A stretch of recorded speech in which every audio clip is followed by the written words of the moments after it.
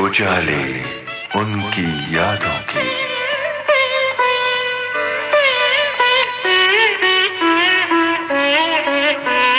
उजाले उनकी यादों की।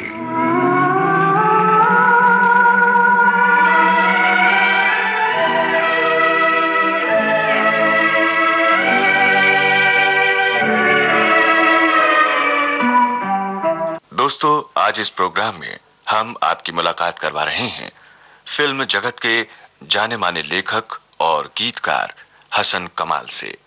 आपसे बातचीत की है अहमद वसी ने।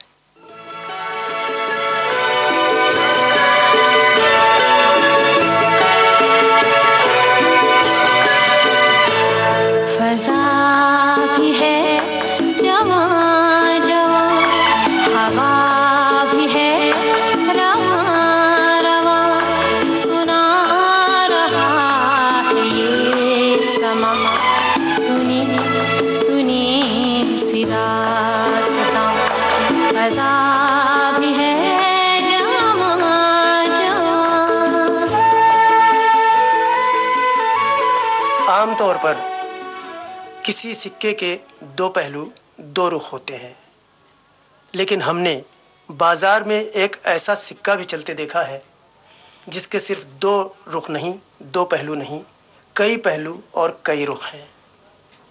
ये सिक्का ना तो किसी हुकूमत ने जारी किया है और ना ही इस पर किसी हाकिम वक्त के दस्तखत हैं, ना ही इस पर कोई कीमत पड़ी हुई है और ना ही बाजार में इसे भुनाया जा सकता है, क्योंकि न तो इसकी रेसकारी मिलती है और ना ही इसका छुट्टा दस्तयाब है।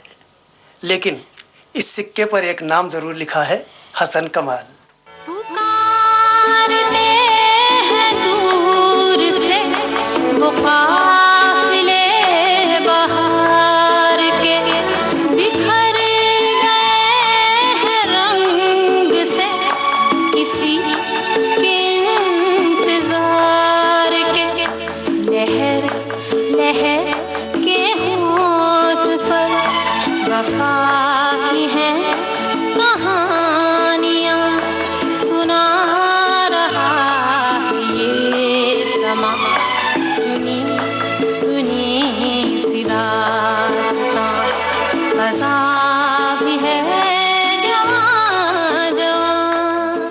हसन कमाल जो बैक वक्त शायर हैं, बाकायदा मुशायरों में वाबस्ता रहे, गीतकार हैं जिन्होंने बहुत कामयाब गीत दिए हैं, मकालमा निगार हैं जिनके डायलॉग फिल्मों और टीवी सीरियल में सुनाई देते हैं, सहाफ़ी यानी जर्नलिस्ट हैं, उर्दू के एक मशहूर अखबार से वाबस्ता रहे और एडिटर की हैसियत से सुबुकदोश होने के बाद कई अदबी और समाजी अंजुमनों से वाबस्ता होने के नाते तकरीर का मादा भी है और तहरीर के साथ तकरीर का हुनर भी जानते हैं।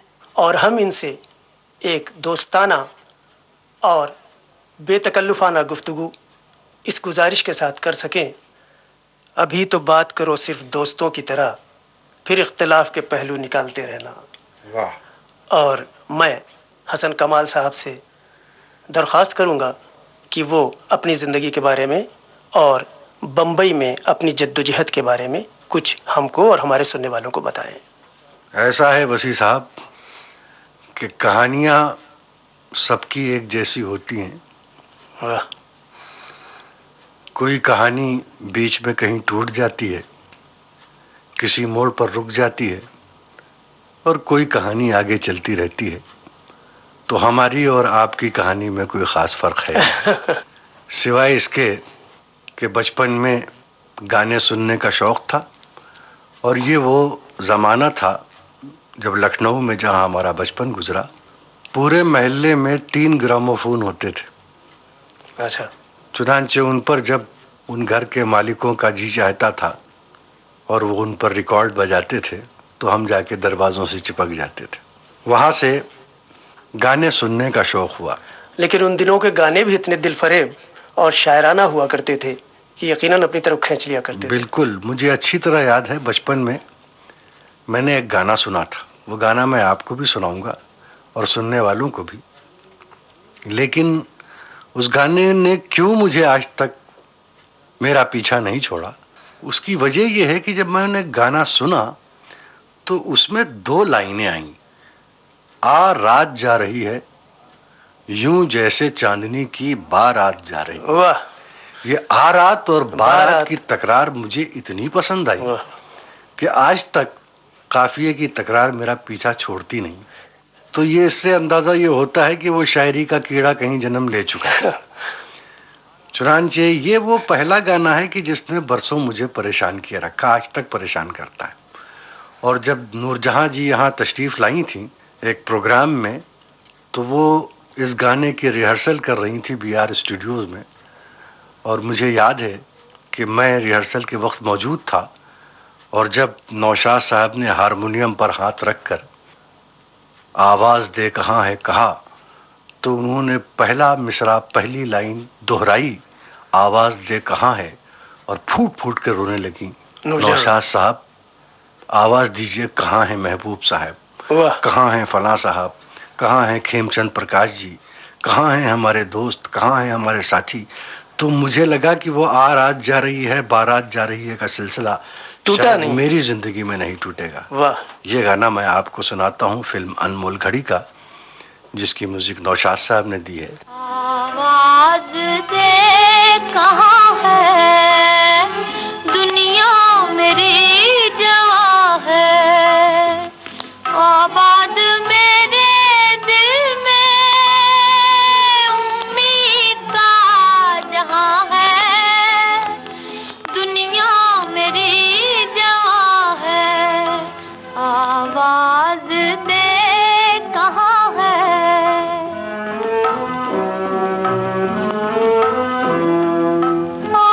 रात जा रही है यूं जैसे चांदनी की बारात जा रही है,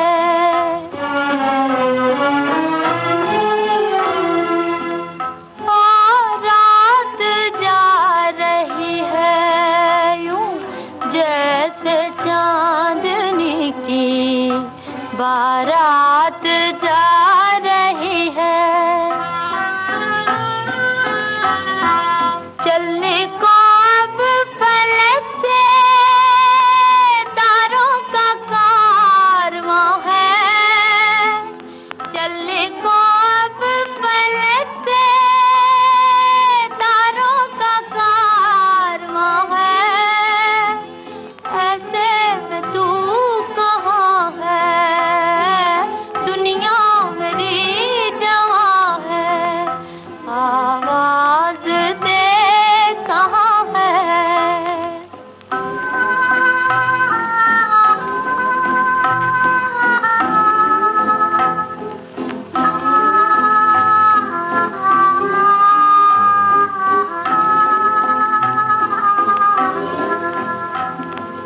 किस्मत छा रही है क्यों रात की स्याही, किस्मत छा रही है क्यों रात की स्याही,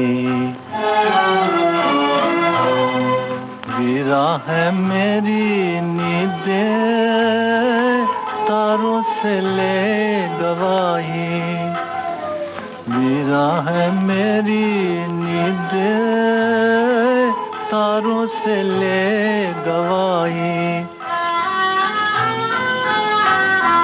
बर्बाद मैं यहाँ हूँ आबाद तू कहाँ है, बर्बाद मैं यहाँ हूँ आबाद तू कहाँ है, बेदर्द आसमां है दुनिया मेरी जवां है, आवाज दे कहाँ है, आवाज दे कहाँ है। तो ये था हसन कमाल साहब की पसंद का पहला गाना।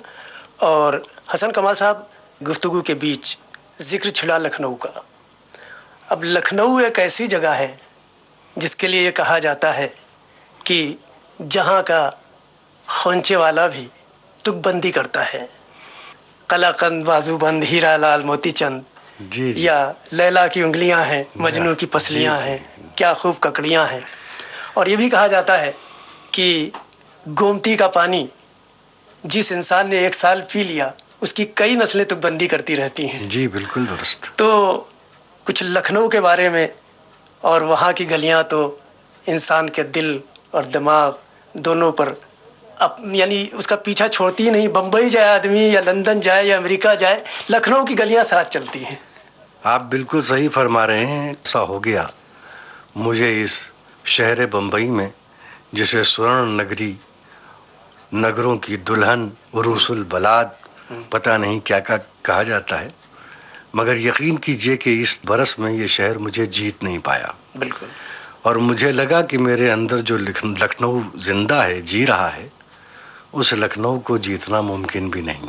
वाह। वो फजाएं, वो हवाएं, वो यादें, वो बातें आज तक साथ हैं। वो तहजीब, वो कल्चर जो शायद अब वहाँ मौजूद नहीं है, मगर चूंकि मैं उससे दूर हूँ इसलिए उसी कल्चर और उसी तहजीब को आज तक जी रहा हूँ, उसी में सांस ले रहा हूँ। बिल्कुल सही आपने कहा। और इस जो बात आपने कही वो जानिसार अख्तर साहब ने बड़े खूबसूरत तरीके से अपने एक शेर में पेश की है कि नई तहजीब कैसे लखनऊ को रास आएगी, उजड़ जाएगा ये शहर गजाला हम न कहते थे। वाह। तो मेरा ख्याल है कि लखनऊ में अब वो बात तो नहीं रही, लेकिन फिर भी लखनऊ जाइए तो गुज़िश्ता लखनऊ, पिछला लखनऊ जो है वो याद आता है। अब भी अमीनाबाद, हज़रतगंज की बहारें, यूनिवर्सिटी के नज़ारे और वो महवश जिनके साथ जवानी का एक मौसम गुजरा है, वो अक्सर याद आते हैं। और वो इसलिए कि आपके अंदर एक शायर मौजूद है, एक फ़नकार मौजूद है।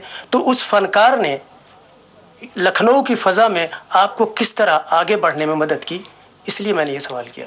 वो आपने पहले एक बात कही कि लखनऊ अब वो नहीं रहा। जी। जाहिर है कैसे रहेगा, लखनऊ में अब ना आप रहे ना हम रहे तो वो लखनऊ कैसे रहेगा। लेकिन मुझे याद है कि मेरी जो तालिब इल्मी का ज़माना था, ख़ास तौर पर जब मैं लखनऊ यूनिवर्सिटी का स्टूडेंट था, तो लखनऊ में जो एक अदबी माहौल था, वैसा माहौल शायद उससे पहले नहीं बना था, सिवाय रतननाथ सरशार वगैरह के ज़माने में, और शायद उसके बाद भी नहीं बना। उर्दू और हिंदी दोनों ज़बानों के बहुत बड़े बड़े अदीब, बिल्कुल, यशपाल जी, एहतिशाम इला साहब, चंद्र जोशी जी, एहतिशाम साहब, कक्कड़ साहब, और दूसरी तरफ नई उसके बाद की नस्ल रामलाल, विशेश्वर प्रदीप जी, अहमद जमाल पाशा, वाह, मंजर सलीम जी, और उसके बाद वो तीसरी नस्ल जिसमें हम सब। तो ये इतना बड़ा जमघटा था कि इसमें आपको कोई किताब पढ़े बगैर बिल्कुल आपके जहन की ऐसी अदबी तरबियत होती थी कि जो कहीं और मुमकिन नहीं थी। तो ये वो ज़माना था जिसमें मेरे जहन में शेर व शायरी की जड़ें गहरी हुई और मैंने शायरी को समझना और परखना सीखा, और उस माहौल में जाहिर है मेरी शायरी की इब्तिदा भी हुई जिसका असर आज तक मौजूद है। तो अब आप ये बताइए, लखनऊ से बम्बई आने की क्या वजह हुई और क्या असबाब हुए और किस तरह और क्यों आप आए बम्बई? भाई वो लाता तो सबको हर जगह रोजगार ही है, रोटी खींचती है। मैं लखनऊ में जब था तो यूपी गवर्नमेंट रोडवेज की धूल फांक रहा था और उससे बेजार था, लेकिन वालिद साहब की अचानक मौत के बाद मुझे ज़िंदगी का दामन थामना ही पड़ा, मगर उसमें मेरा जी नहीं लग रहा था। तो मेरे कुछ दोस्तों ने, मेरा शौक़ तालिब इल्मी के ज़माने से जर्नलिज्म था और मैं पार्ट टाइम जर्नलिस्ट के तौर पर काम भी करता था जी। तो अपने कुछ दोस्तों की वजह से यहाँ के एक वीकली अखबार में मुझको सब एडिटर की पोस्ट मिल गई और मैं रोडवेज की नौकरी पे लानत भेज के सीधा बम्बई आ गया। और बम्बई आते ही आपने बम्बई रात की बाहों में ले लिया, यानी बम्बई रात की बाहों में फिल्म के लिए गाना लिखा? वो बिल्कुल इत्तेफाक हुआ। साहिर साहब अब्बास साहब की इस फिल्म के गाने लिख रहे थे बम्बई रात की बाहों में, मगर साहिर साहब को अचानक कहीं जाना पड़ा और कुछ ऐसा रखना हुआ कि एक गाना जिसकी पिक्चराइज करना जिसका तय पा चुका था वो फ़ौरन चाहिए था और साहिर साहब मौजूद नहीं थे। तो हमारे करम फरमा अनवर अजीम साहब ने ख्वाजा अहमद अब्बास से कहा, जो उस अखबार के मुदीर थे, अखबार के एडिटर थे, कि आप ये गाना हसन कमाल से लिखवाइए। वो मुझे जानते नहीं थे। मैं उनके पास गया, उन्होंने मुझे सिचुएशन बताई और मैंने उस फिल्म का पहला गाना दिल जो दुनिया के गम दर्द से घबराया है, तेरी जुल्फों के तले आके सुकून पाया है, वो लिखा, जो सुलक्षणा पंडित का भी पहला गाना था। वाह। उसके बाद फिर ये कहानी शुरू हो गई। तो अब यहाँ पहले गाने की बात तो नहीं, अब आपके पसंद का दूसरा गाना कौन सा है ये बताइए। ये गाना जिसका मैंने आपसे जिक्र किया, इस गाने का जो आप स्रोत कह लीजिए, सर चश्मा कह लीजिए, वो गाना राजे मेहंदी अली खां का लिखा हुआ एक गाना था जो उन्होंने फिल्म दो भाई के लिए लिखा था। अच्छा। और जिसे गीता दत्त की आवाज में एस.डी. बर्मन ने गवाया था, और गीता दत्त की आवाज मेरी कमजोरी आज भी है। वाह। और वो गाना था मेरा सुंदर सपना बीत गया। मेरा सुंदर सपना बीत गया, मैं प्रेम में सब कुछ हार गई, बेदर्द जमाना जीत गया, मेरा सुंदर सपना बीत गया। क्यों काली बदरिया छाए है, क्यों कली कली मुस्काए है, क्यों काली बदरिया छाए है, क्यों कली कली मुस्काए है, मेरी प्रेम कहानी खत्म हुई, मेरे जीवन का संगीत गया, मेरा सुंदर सपना बीत गया।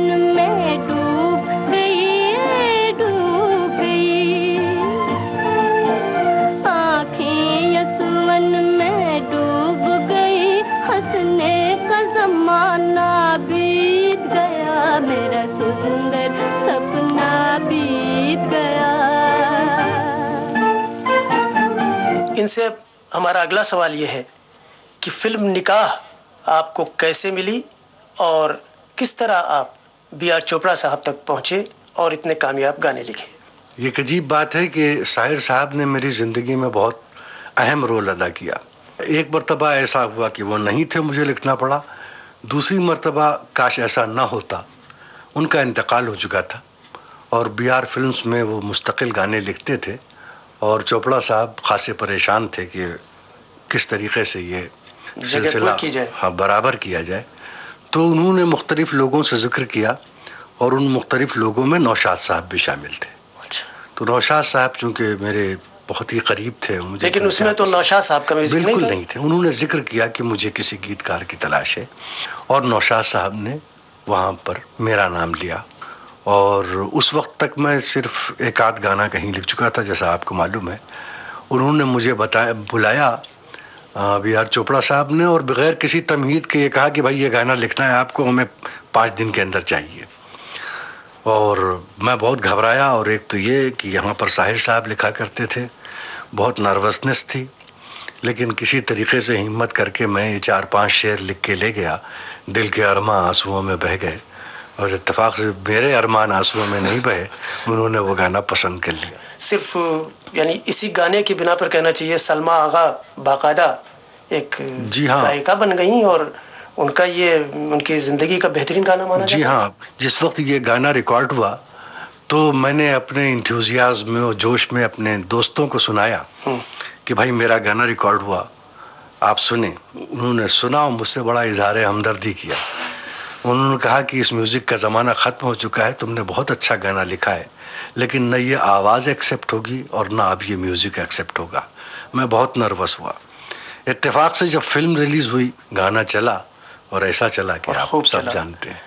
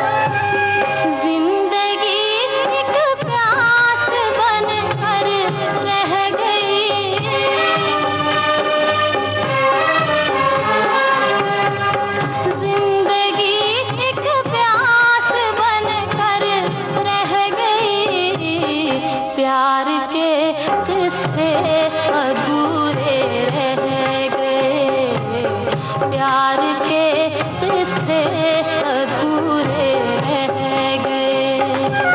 हम वफा करके भी तन्हा रह गए, दिल के अरमां आंसुओं में रह गए।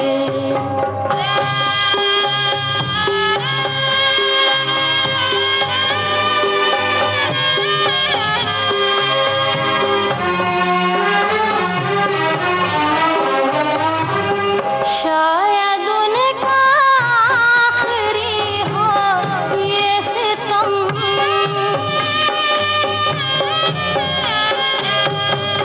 शायद उनका आखिरी हो ये सितम। हर सितम ये सोच कर हम रह गए, हर सितम ये सोच कर हम रह गए। हम वफा करके भी तन्हा रह गए, दिल के अरमां आंसुओं में रह गए।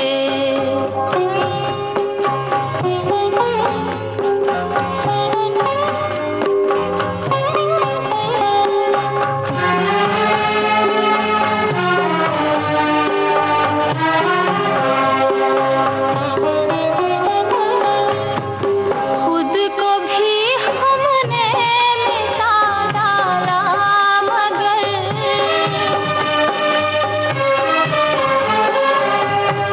खुद को भी हमने मिटा डाला, मगर फासले जो दरमियां थे रह गए, फासले जो दरमियां थे रह गए। हम वफा करके भी तन्हा रह गए, दिल के अरमां आंसुओं में रह गए, दिल के अरमां आंसुओं में रह गए। यूँ तो हर एक के सामने कोई ना कोई आइडियल रहता है, और पहली जनरेशन या पुरानी जनरेशन जो है मुतासिर करती ही रहती है। और जैसा कि हम और आप सभी पुराने शायरों से, अच्छे शायरों से मुतासिर हुए हैं, लेकिन आपके साथ जो लोग फिल्मी दुनिया में आए, उनमें से आप किसे एक कामयाब और अच्छा गीतकार मानेंगे अपनी नस्ल के हिसाब से?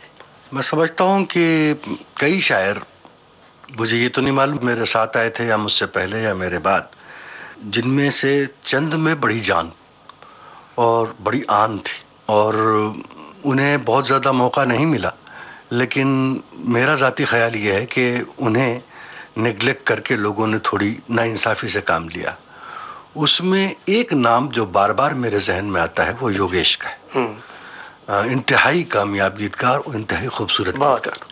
और अब जो लोग आए हैं जाहिर है उनमें एक नाम बहुत अहम है और बहुत कामयाब भी है, और खुदा का शुक्र है कि कामयाब हो। नाम अहम हो सिर्फ इससे भी काम नहीं चलता, कामयाब हो तो ज़रूर काम चलता है उससे। तो जावेद अख्तर का नाम है, और जो बहुत खूबसूरत गाने लिख रहे हैं, बहुत अच्छे। और जाहिर है कि मुझसे पहले तो पूरी एक फौज मौजूद थी गाने लिखने वालों की, जिनमें साहिर सबसे अहम नाम थे, शैलेंद्र थे, राजेंद्र कृष्ण थे, राजा मेहंदी अली खान थे, मजरू साहब थे। तो इन लोगों ने बड़े कामयाब और बहुत खूबसूरत गीत लिखे। मैं आपको एक गीत सुनाता हूँ जो फिल्म शायद 2 दिन नहीं चली थी। अच्छा, 2 दिन वो फिल्म नहीं चली थी, लेकिन वो गाना अरसा हो गया है, उसी तरह से जवान है। कौन सा? ठंडी हवाएं लहरा के आए, वो भी साहिर साहब का, वो भी साहिर साहब का गाना। चलिए सुनते हैं।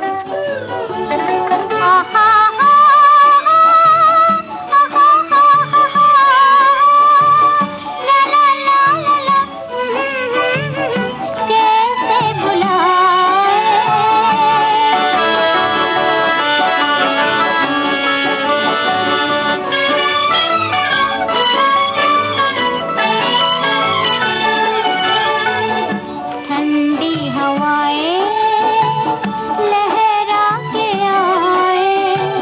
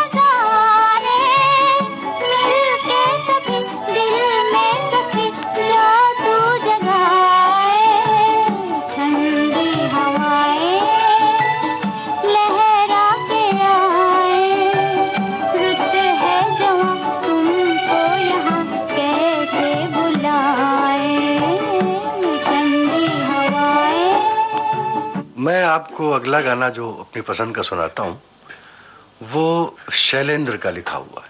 इत्तेफाक ऐसा है कि आमतौर पर ये एक मिथ है कि गाने वही कामयाब होते हैं जो फिल्म के अंदर हों और फिल्म भी कामयाब हो, यानी नाकाम फिल्मों के गाने कामयाब नहीं होते।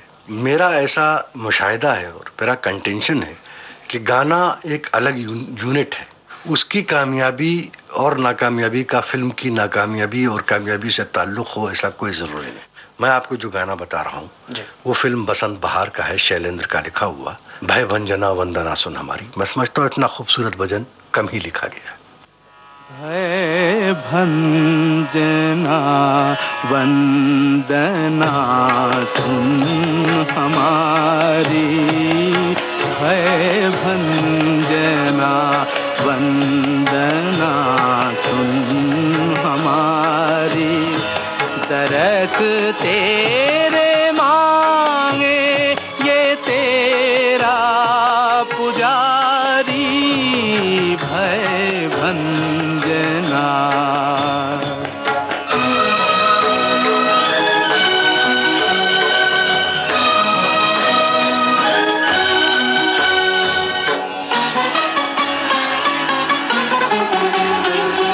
गीतों के फूलों की माला बनाकर, गीतों के फूलों की माला बनाकर लाया हूँ दिल आरती में सजा कर, ये सांसों की सरगम करूं तेरे अर्पण।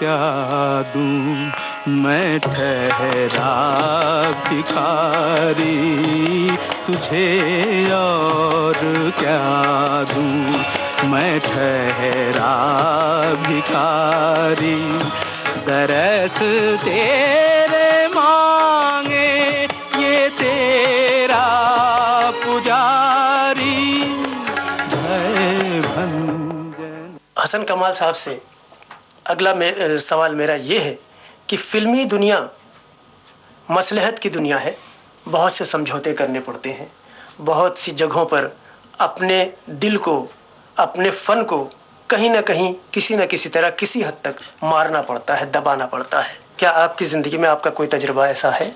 कोई ऐसा आदमी नहीं है कि जिसकी ज़िंदगी समझौतों से खाली हो, और जो इससे इनकार करे मेरे ख्याल में वो झूठ बोलता है।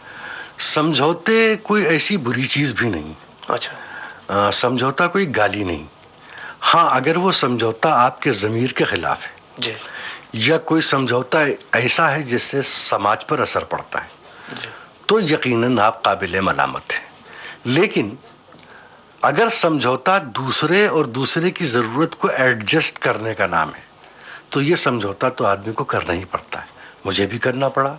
जाहिर है कि फिल्म में मैं जो गाना लिखता हूँ या फिल्म में जो तकाजा होता है वो मेरा दिमाग नहीं होता, वो गाना मैं नहीं लिखता हूँ, वो गाना एक ख़ास कैरेक्टर के ख़ास जज्बाती जो तस्वीर कशी होती वो उसमें वो मैं नहीं बोलता, उसमें वो किरदार बोलता है, रिक्वायरमेंट। तो जाहिर है कि ऐसी हालत में मैं ये इसरार करूँ कि मैं तो ये लिखता हूँ, वो गलत होगा।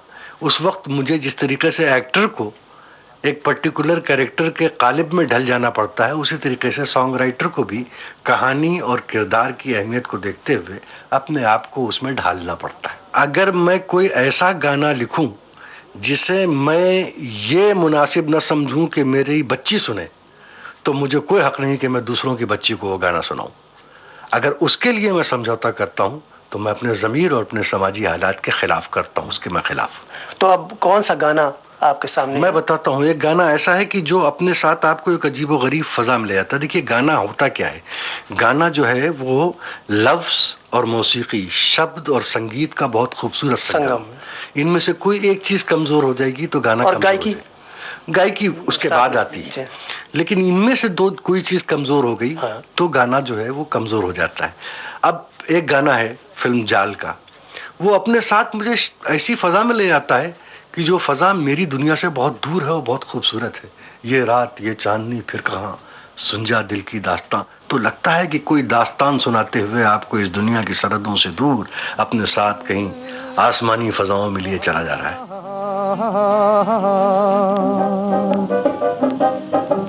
ये रात ये चांदनी फिर कहाँ, सुन जा दिल की दास्तां। ये रात ये चांदनी फिर कहाँ, सुन जा दिल की दास्तां।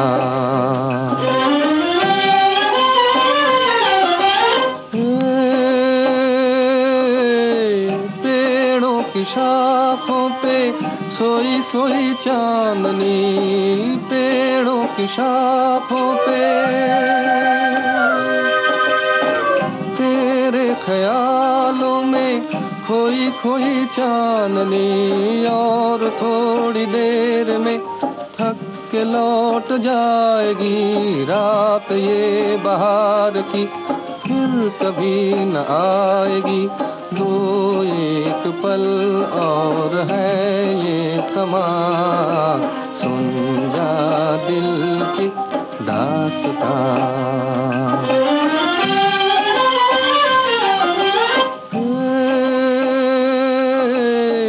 लहरों के होठों पे धीमा धीमा राग है, लहरों के होठों पे भीगी हवाओं में ठंडी ठंडी आग है। इस हसीन आग में तू भी जल के देख ले, जिंदगी के गीत की धुन बदल के देख ले। खुलने दे अब धड़कनों की जुबां, सुन जा दिल की दास्तां। कुछ हमारे ऐसे फनकार भी हैं जो आज नहीं गा रहे हैं, या तो जैसे रफ़ी साहब अब मौजूद नहीं जी है, हाँ। मन्ना दा। कोई ऐसा जिंदा फनकार जो आपको बहुत पसंद है और जो आजकल बिल्कुल फिल्मी दुनिया से जो सुबुकदेश हो चुके हैं या रिटायर हो चुके हैं, या कहिए जिन्होंने रिटायरमेंट ले लिया है, किसी ऐसे जी हाँ, गुलकार का कोई गाना? मेरे ही शहर के लखनऊ के तलत महमूद, मैं समझता हूँ कि वो आवाज़ की तहजीब है और एक तहजीब की आवाज़ है। वाह। मैंने गाने में इतना शरीफाना तरन्नुम कभी नहीं सुना। वाह। और मैं बहुत ही पसंद करता हूँ उन्हें। बचपन से जब वो लखनऊ में आया करते थे तो हम सिर्फ उनको देखने के लिए जाते थे। वो हमारे घर के पास गन्ने वाली गली में रहते थे। आज भी उनका मुझे वो सुर्ख ईंटों का बना मकान याद है।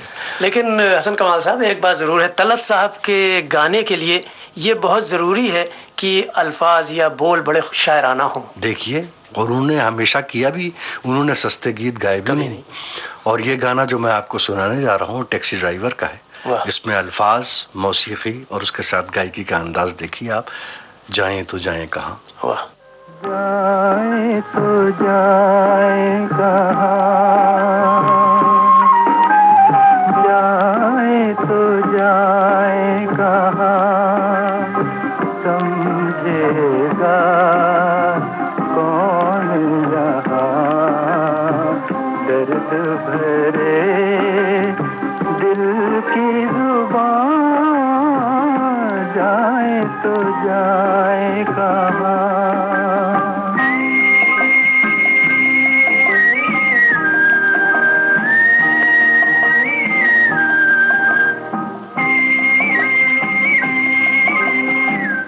मायूसियों का मजमा है जीने, क्या रह गया है इस जिंदगी में।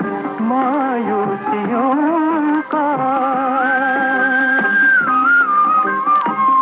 मायूसियों का मजमा है जी में, क्या रह गया है इस जिंदगी में। रूह में गम, दिल में धुआं, जाए तो जाए कहाँ, समझेगा कौन यहाँ। दर्द भरे दिल की जुबान, जाए तो जाए कहाँ। जाहिर है जब तलत साहब का जिक्र हुआ है तो उसके बाद रफ़ी साहब का जिक्र न करना नाइंसाफ़ी होगा। मुझे समझ में नहीं आता कि मैं इसे अपनी खुशनसीबी कहूँ या इसे क्या नाम दूँ, लेकिन अपनी उम्र के आखिरी हिस्से में हमारी और उनकी बहुत क़ुर्बत हो गई थी और इंतहा ये है कि उनके इंतकाल की जब खबर आई तो उनके घर पर पहुंचने वाला मैं पहला आदमी था और उन्हें मैंने अपने हाथ से उनके कब्र में भी उतारा था और मुझे वो मंजर ज़िंदगी में भूलेगा नहीं। रफ़ी साहब की आवाज़ में एक अजीब व गरीब किस्म की चीज़ थी। उनके बारे में, मैं मौसीकी के बारे में इतना जानता तो नहीं, लेकिन मौसीकी के जो जानकार हैं उन्होंने मुझे ये बताया कि वो अकेले फ़नकार थे जो मध्यम, खरज और रिखब तीनों में उनकी आवाज़ कभी भी बेसुरी नहीं होती थी। और एक गाना उनका राजहट में था। मैं समझता हूँ इतनी ऊंची पिच पर जाकर गाना कारे दर्द है, बहुत मुश्किल काम, लेकिन उन्होंने जिस खूबसूरती से गाया है, ये भी बरसों पुराना गाना है लेकिन आज तक मेरे जहन में जवान और जिंदा है। आए बहार बन के लुभा कर चले गए, आए बहार बन के लुभा कर चले गए। क्या राज था जो दिल में छुपा कर चले गए, क्या राज था जो दिल में छुपा कर चले गए।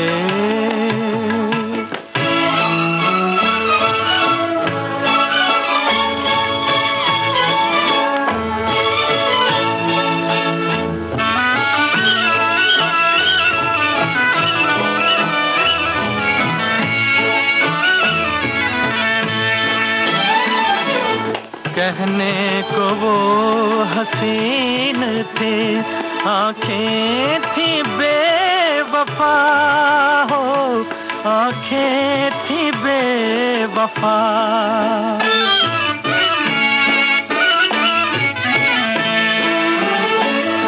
कहने को वो हसीन थे, आँखें थी बेवफा। दामन मेरी नजर से बचा कर चले गए, आए बहार बन के लुभा कर चले गए।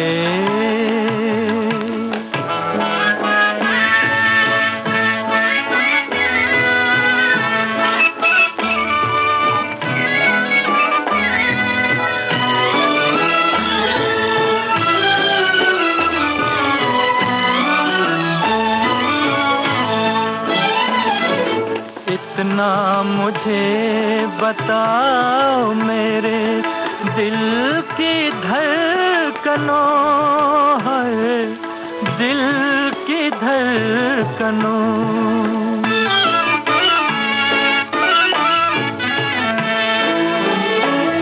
इतना मुझे बताओ मेरे दिल की धड़कनों है, वो कौन थे जो ख्वाब दिखा कर चले गए, आए बहार बन के लुभा कर चले। हसन कमाल साहब, आपने इस प्रोग्राम में अभी तक बहुत इंकिसारी से काम लिया है, बहुत ही मॉडेस्टी दिखाई है, क्योंकि आपने दूसरों के गाने सुनाए, सिर्फ अपना एक ही गाना सुनवाया है। और मैं ये कहूँगा कि क्यों ना अब आपके गानों का नंबर लग जाए, उनकी बारी हो। और इस सिलसिले में पहला गाना कौन सा है जो आप अपना लिखा हुआ सुनवाएंगे? मैंने आपको इतने अच्छे गाने लिखने वालों के गाने सुनाए कि मैं सोच रहा था कि उसके में कहीं मैं फिट भी होता हूँ या नहीं। नहीं, मैं कह रहा हूँ आप उनमें फिट हैं, इसलिए आप फरमा रहे हैं तो मैं आपको चाहूँगा कि फिल्म तवाइफ की ये गज़ल जिसे महेंद्र कपूर ने गाया है, तेरे प्यार की तमन्ना गम जिंदगी के साए। तेरे प्यार की तमन्ना गम जिंदगी के साए, बड़ी तेज आंधियां हैं ये चिराग बुझ न जाए। तेरे प्यार की तमन्ना गम जिंदगी के साए, बड़ी तेज आंधियां हैं ये चिराग बुझ न जाए। तेरे प्यार की तमन्ना गम जिंदगी के साए।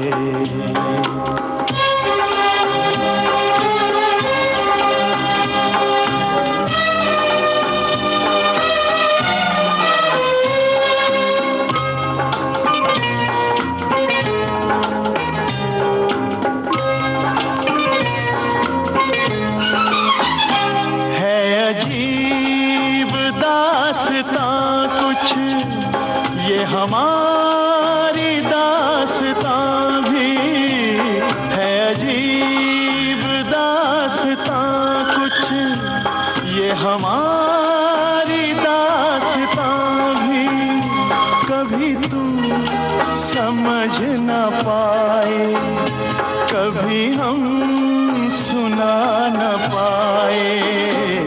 तेरे प्यार की तमन्ना जिंदगी के साए, बड़ी तेज आंधियां हैं ये चिराग बुझ न जाए। तेरे प्यार की तमन्ना। हसन कमाल साहब, अपने गाने सुनवाने की शुरुआत अभी आपने की है, और क्यों ना ये सिलसिला जारी रखा जाए और हम आपकी पसंद का, आपका ही लिखा हुआ अगला गाना सुने। ज़रूर सुनाऊंगा मैं, मगर इसमें आपको एक बहुत दिलचस्प बात बताऊं। ये गाना या ये गज़ल फिल्म एतबार की है, और ये उन चंद गानों में से है कि जिसे मैंने शायद मिनटों में लिखा था। कि इतनी इंस्पायरिंग धुन बनाई थी बप्पी लहरी साहब ने, पहले ही धुन बना दी थी गज़ल की। हालांकि गज़ल की धुन पहले नहीं बनाई जाती, लेकिन उन्होंने बना दी थी, मगर बहुत इंस्पायरिंग थी। मुझे शायद 5 या 6 मिनट लगे थे इस गाने को मुकम्मल करने में। और वो गाना आप भी सुने, किसी नज़र को तेरा इंतज़ार आज भी।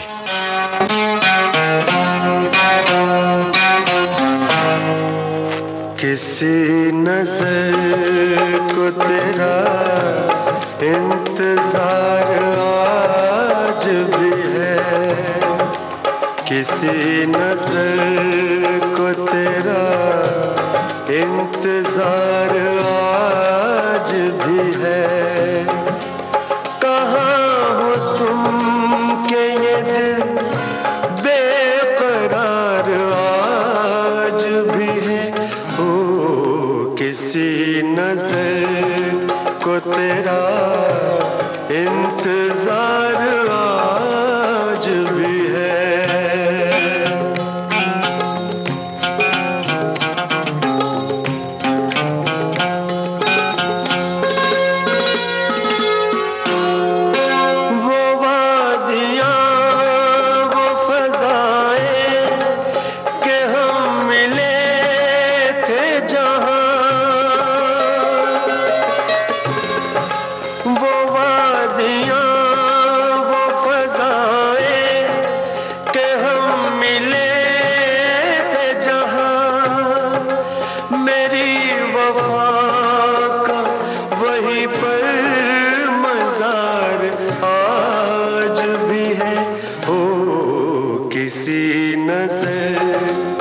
तेरा इंतजार आज भी है।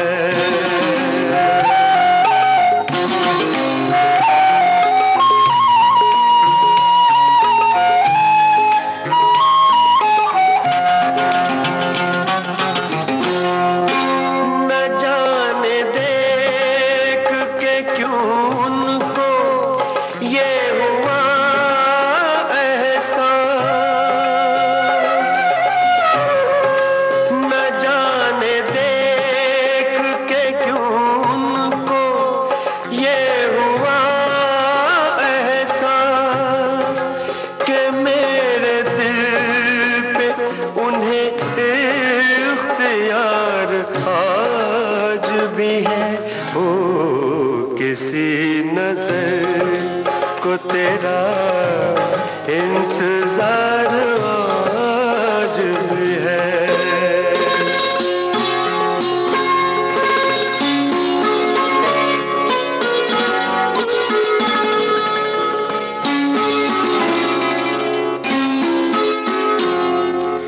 वो प्यार जिसके लिए हमने छोड़ दी दुनिया, वो प्यार जिसके लिए हमने छोड़ दी दुनिया, वफा की राह में घायल वो प्यार आज भी है।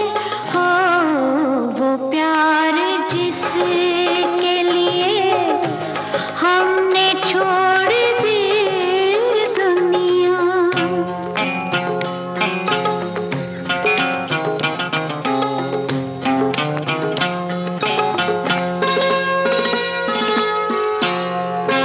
यकीन नहीं है मगर आज भी ये लगता है, यकीन नहीं है मगर आज भी ये लगता है, मेरी तलाश में शायद बाहर आज भी है। हो किसी नजर को तेरा इंतजार आज भी है। अभी आपने कहा कि ये गाना आपने मुश्किल से 5 या 6 मिनट में लिखा, लेकिन जरा इसकी तफसील तो बताइए कि किस तरह ये गाना मुकम्मल हुआ। वो हुआ यूं कि इस गाने की मुझे सिचुएशन बताई गई कि जिसमें यह है कि गाना गाने वाला जो हीरो है वो गज़ल सिंगर है और कहीं उसका होटल में प्रोग्राम हो रहा है और उसका ज़िंदगी में एक इश्क था और जिस लड़की से उसका इश्क था उसकी कहीं और शादी हो गई, मगर वो आज तक अपनी उस पहली मोहब्बत को भूल नहीं पाया। मुझे ये सिचुएशन बहुत इंस्पायरिंग लगी क्योंकि हम सब शायरों की ज़िंदगी का ये एक हिस्सा होता है। हम सब शायरों का पहला इश्क कम से कम नाकाम ज़रूर होता है। हमारे तो और भी बहुत से नाकाम हुए, मगर कम से कम ये पहला इश्क जो नाकाम हुआ था वो काफ़ी देर तक ज़हन पे असर छोड़ता रहा। तो मुझे लगा कि ये तो जैसे मेरी अपनी कहानी, इसलिए वो बहुत जल्दी 5-6 मिनट के अंदर गज़ल तैयार हो गई। उन्हें भी हैरानी हुई कि इतनी जल्दी कैसे लिख गया, तो मैंने बताया कि मेरा इश्क भी इतनी जल्दी ही नाकाम हो गया था और मैं ही इस फिल्म का हीरो हूँ। जी। और इसके बाद फिर हम बढ़ते हैं अगले गाने की तरफ। जी। और वो कौन सा गाना है जो आप सुनवाना चाहेंगे? वो भी एक अजीबोगरीब सिचुएशन थी कि दो दोस्त जो एक फौजी फ्रंट पर हैं और वतन के दुश्मनों से लड़ रहे हैं और वो दोनों अपनी महबूब को याद करते हैं बगैर ये जाने हुए कि उन दोनों का महबूब एक ही है और एक उसे छोड़कर आया है और दूसरे को उसने छोड़ा था किसी गलतफहमी के नतीजे में। तो मुझे ये भी सिचुएशन बहुत इंस्पायरिंग लगी। फिल्म दहलीज का ये गाना है जो राज बब्बर और जैकी श्रॉफ पर पिक्चराइज हुआ था और ये गज़ल या ये गाना था एक अधूरी सी मुलाकात हुई थी जिनसे। एक अधूरी सी मुलाकात हुई थी जिनसे,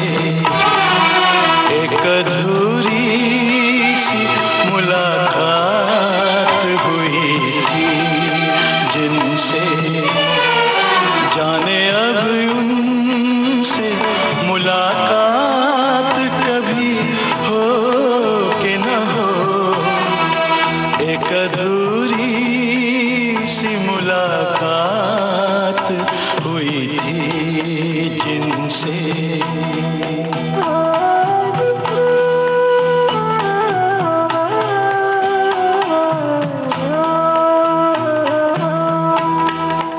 जिस हसी राह पे हम साथ चले थे कुछ दिन, जिस हसी राह पे हम साथ चले थे कुछ दिन, जाने उस राह पे अब साथ कभी हो कि न हो।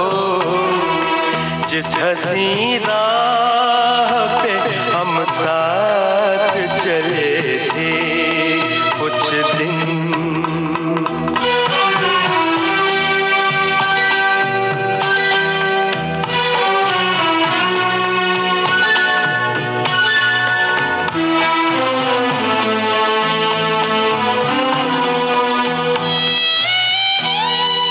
कुछ बताया ही नहीं हाथ छुड़ाने का सबब,